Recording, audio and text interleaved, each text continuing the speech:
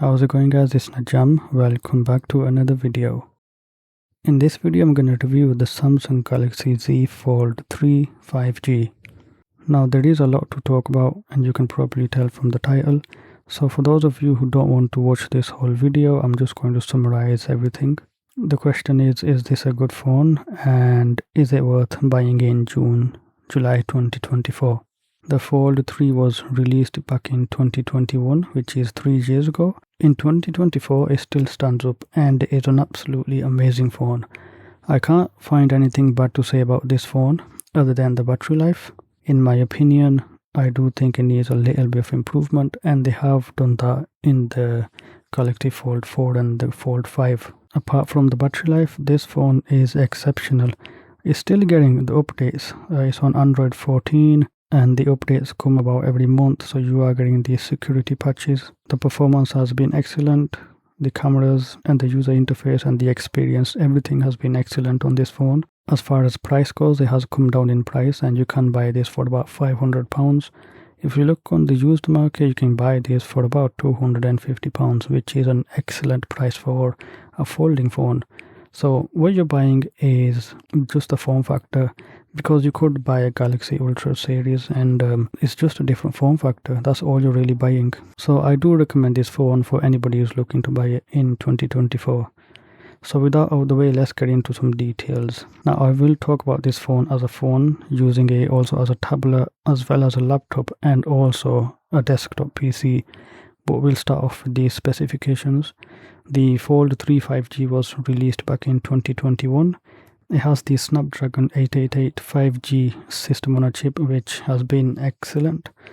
It has 256 GB of storage, 12 GB of RAM, 12 megapixel cameras. It has a 4400 mAh battery, and it's running Android 14, and it keeps getting updates, which is very nice. The price for this phone is about £500. I bought mine for £250 in really nice condition. Speaking of performance, it has been excellent. No stuttering, no messing around. It's been really nice. As far as the design goes, I do think it has a really nice design.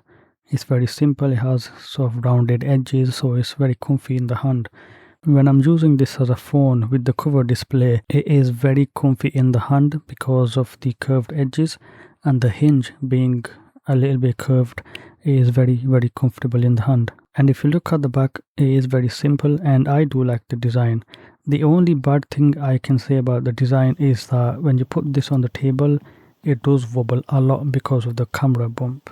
And also the build quality of this phone is really good. Now if you look on eBay, you find so many broken Galaxy Folds with broken displays. I initially thought that this phone just wasn't really well built at all, so it would break. But when I got the phone, I did feel that it is exceptionally well built. You can feel the mass. It is built out of full metal all around and it is very nice. And also the screen is really strong. The cover display as well as the main display, they both are actually very strong displays. Now there is one negative thing about the design of this folding phone, and that is that it has magnets in the hinge. And this limits the pocketability other than the size, of course, because when you have two phones and you put this phone in as well as another phone, it gets stuck to this phone because of the magnets. And I'm a bit skeptical. I don't know if this is going to mess up the hinge, so I don't like to put other things in the same pocket when I carry this phone. And also Samsung does say that you should put credit cards and debit cards alongside this phone because something dodgy is going to happen. Now let's talk about the Galaxy Fold 3 as a smartphone, which means folded up using the cover display. This display has the height of a 6.5-inch normal smartphone, and the quality of this display is really nice. Unlike the main display, the cover display does have a glass surface. The display has an aspect ratio of 9:25, and it is taller than the 21:9 displays on the Sony Xperia phones. I found it really nice to use with one hand, and it is very comfortable to hold as well. And I don't have any problem swipe typing on this phone with one hand.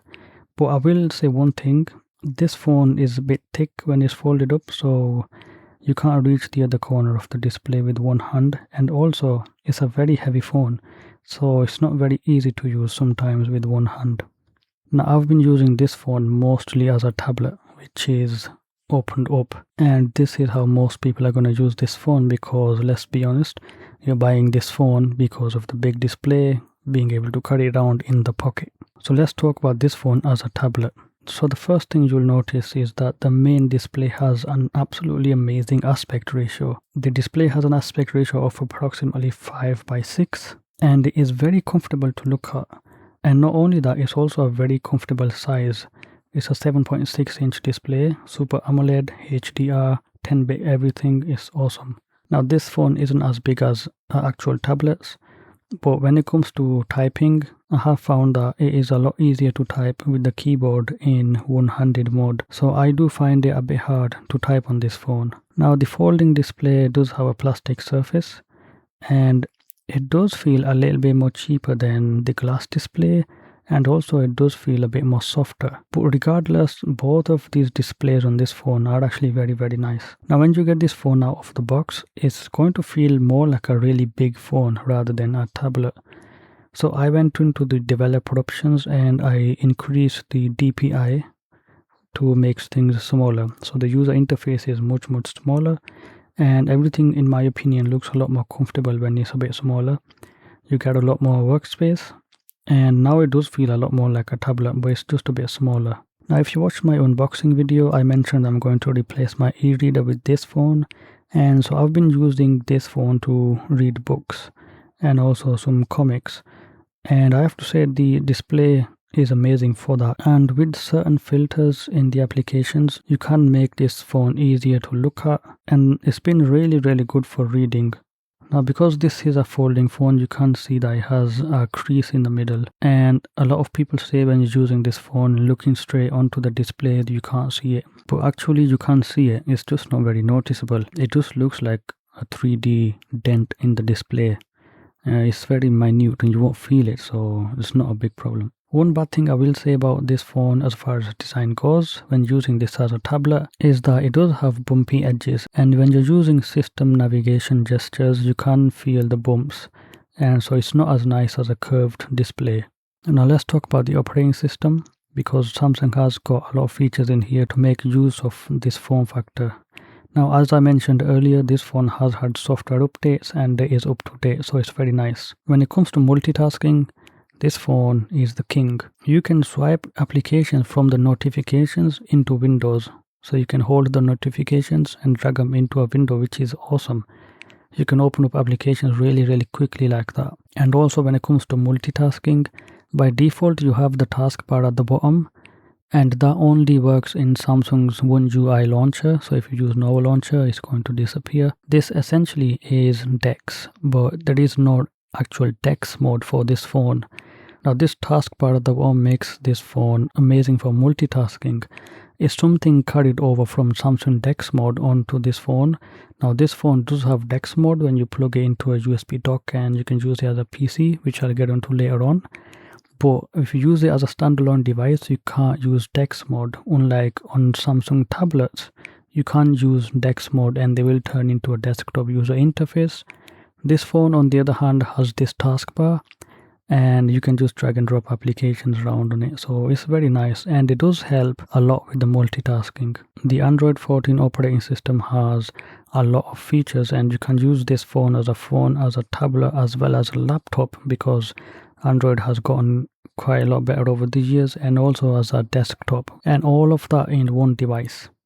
Now certain applications have taken advantage of the folding form factor.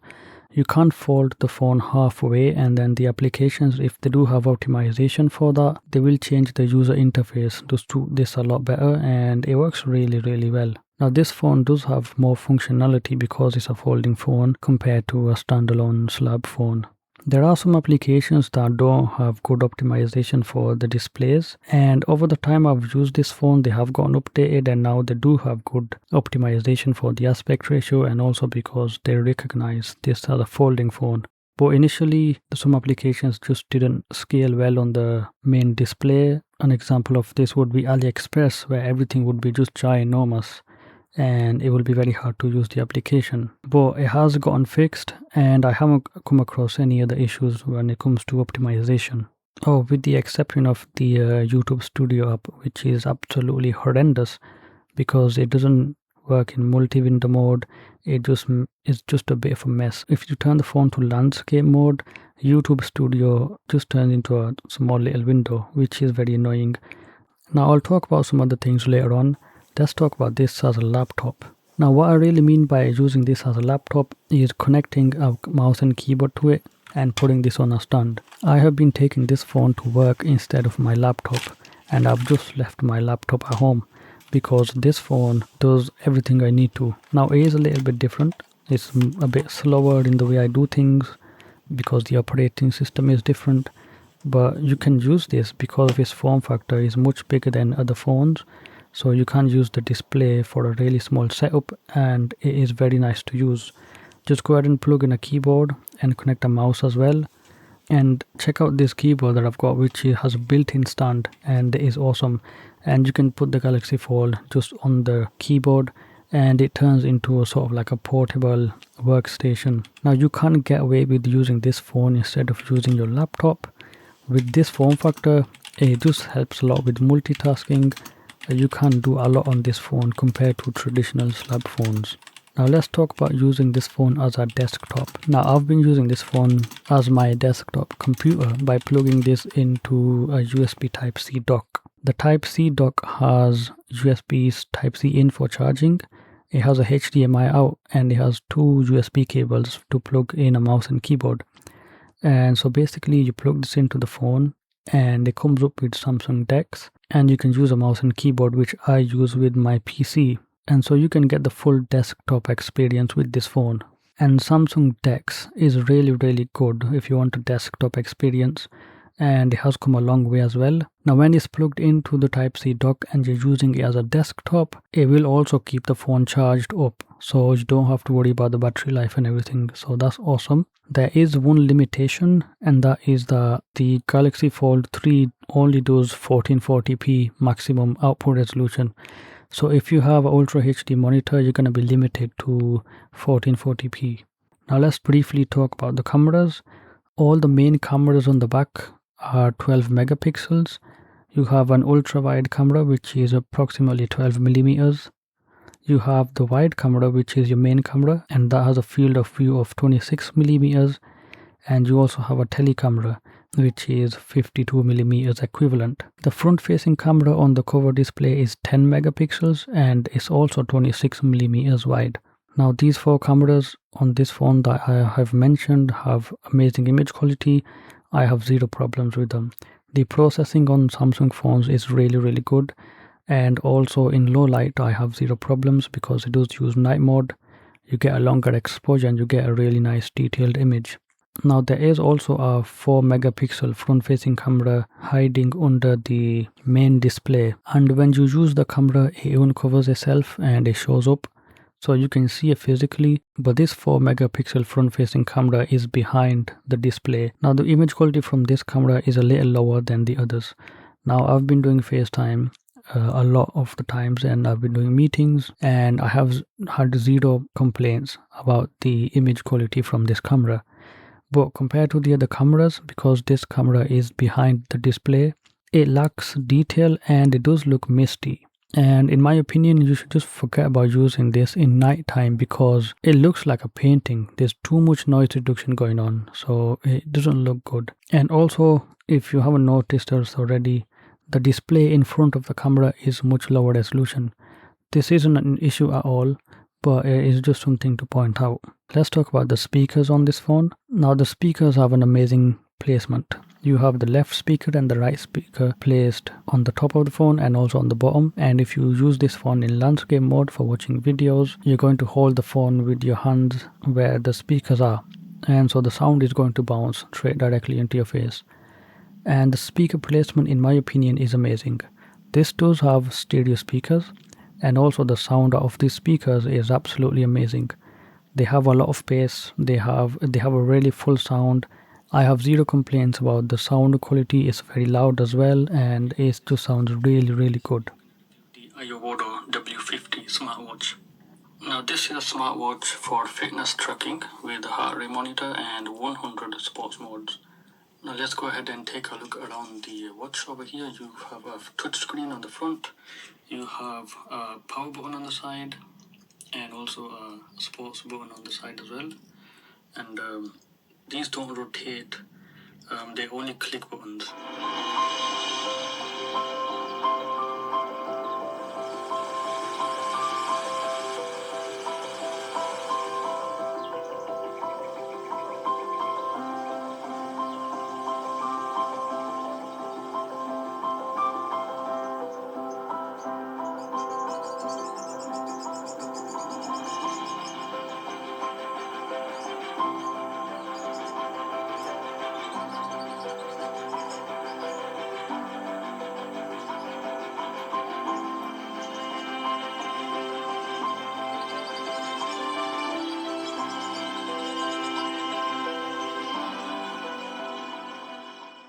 Now let's talk about the battery life on this. Unfortunately, the battery life is poor on this phone. This is the only phone that died on me while I was using it throughout the day. But since then, I have changed the way I use this phone, and not in a bad way. Because of this phone's form factor, I have used this more as a laptop or as a tablet rather than a phone. And so when I'm at work, I do plug this in. Also with Samsung Dex mode, using it in desktop mode, you just plug it in and it is charging all the time.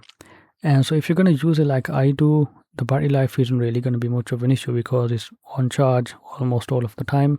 And when you do step away from the desk and you do take the phone with you, you're probably not going to be more than 5 hours, and it will easily last 5 hours. If you use this as a normal phone, charging it once throughout the day, you will not make it through the day unless you're using this phone casually.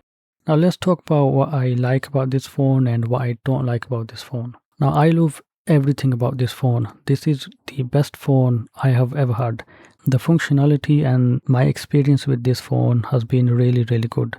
Let's talk about what I dislike about this phone. The plastic display does not look as good as the glass display. While this phone does cost more than the Ultra series, the display does feel a little bit cheaper. Another thing is the microphone placement is right next to the charging port, and when you're holding this phone opened up with your pinky under it, you're gonna block the microphone and it messes up the sound quality. When you're using this phone closed with one-handed, this phone is very heavy, so it's not very nice to use sometimes.